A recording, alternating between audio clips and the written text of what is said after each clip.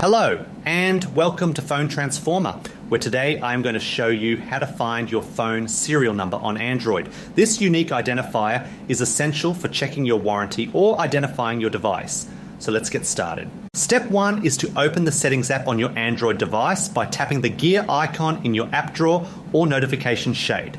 This menu is the central hub for all your phone's configurations and is where we will find your specific hardware details. Step 2 requires you to scroll all the way to the bottom of the list and tap on the section labelled About Phone or My Phone.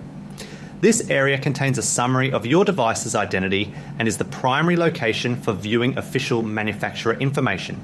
Step 3 is to find the model option and tap on it to reveal more specific details about your internal components. Accessing this submenu is important because it separates general software info from the unique hardware identifiers you're looking for. Step 4 is to look for the serial number located directly under the model and hardware section on this screen. This alphanumeric code is your device's specific fingerprint, which is vital for tracking your phone's history or requesting official repairs.